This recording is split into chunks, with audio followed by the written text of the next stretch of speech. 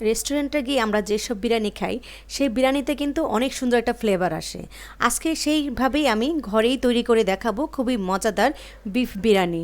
এটা চাইলে আপনারা মাটন দিয়েও করতে পারেন। বিসমিল্লাহির রহমানির রহিম। আসসালামু আলাইকুম, ওয়েলকাম ব্যাক টু এফওএম কিচেন। চলুন চলে যাই এফওএম কিচেনে। এখানে আমি পরিমাণ মতো রান্নার রেগুলার তেল নিয়ে গরম হলে আমি 5-6টি পেঁয়াজ কুচি বেরেস্তা করে নিব। এখন আমি ছোট আলু একটু সিদ্ধ করে মরিচের গুঁড়া লবণ দিয়ে মেখে আমি আলুটা ভেজে নিব। বিরিয়ানিতে কিন্তু একটু আলু দিলে খুবই মজা লাগে, আর ছোটো আলু দিয়ে বিরিয়ানি রান্না করলে তার স্বাদ বহুগুণে বেড়ে যায়। এখন আলুটা ভেজে আমি তুলে রেখেছি। সেম তেলে আমি 1 টুকরা দারচিনি, তেজপাতা, 3টি এলাচ দিয়ে আমি গরুর মাংসটা দিয়ে ভেজে নিব। আপনারা চাইলে বললাম না মাটন দিয়েও করতে পারেন। গরুর মাংসটা 5-6 মিনিট ভেজে আমি দিয়ে দিলাম স্বাদমতো লবণ। লবণটা দিয়ে আমি 15 থেকে 20 মিনিট কষিয়ে আদা বাটা, রসুন বাটা, জিরা বাটা, আপনারা চাইলে জিরা গুঁড়াও দিতে পারেন, ধনে গুঁড়া, একটু মরিচের গুঁড়া, গরম মশলা গুঁড়া দিয়ে আমি মাংসটাকে ভালো মতো কষিয়ে নিব। এখানে একটা পেস্ট তৈরি করেছি।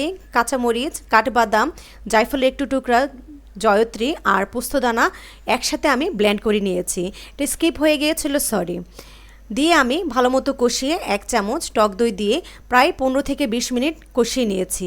কষানো হয়ে গেলে আমি এখানে মিল্ক পাউডার হালকা কুসুম গরম পানিতে মিক্স করে দিয়েছি। এখন দিলাম একটি রাঁধুনি রেডিমিক্স মশলা দিয়ে আমি ভালো মতো কষিয়ে নিব। এখন আরও 15-20 মিনিট আমি কষিয়ে নিব। কষানো হয়ে গেলে যে পেঁয়াজ বেরেস্তা করে রেখেছিলাম সেই পেঁয়াজ বেরেস্তাটা দিয়ে আমি এখন নেড়ে গরম পানি দিয়ে, ফুটন্ত গরম পানি দিয়ে 10 মিনিট রান্না করে নিব।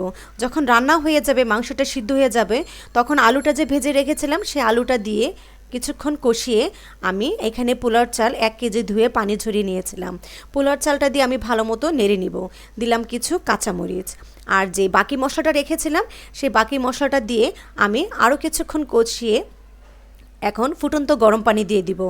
1 কেজি পোলার চালের জন্য আমি 1.5 কেজি গরম পানি দিয়েছি, আর দিলাম 1 পিস লেবুর রস। আর এখানে বাকি পেঁয়াজ বেরেস্তায় 1 চামচ মিল্ক পাউডার মানে গুঁড়ো দুধ আর একটু চিনি দিয়ে ভালো মতো মিক্স করে আমি পানিটা যখন টেনে আসবে তখন দিয়ে দিব বিরিয়ানিতে। দিলাম এখন কিছু পুদিনা পাতা কুচি, কিছু ধনে পাতা কুচি, 1 চামচ ঘি। এভাবে যদি বিরিয়ানি একবার রান্না করে দেখেন, এত সুন্দর ফ্লেভার আসে, মনে হয় যেন রেস্টুরেন্টে বসে খাচ্ছি।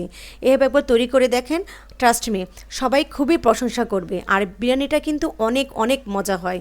এভাবে একবার রান্না করে দেখেন, খুবই ভালো হবে এবং সবাই প্রশংসা করবে। ভালো থাকবেন, সুস্থ থাকবেন। আসসালামু আলাইকুম।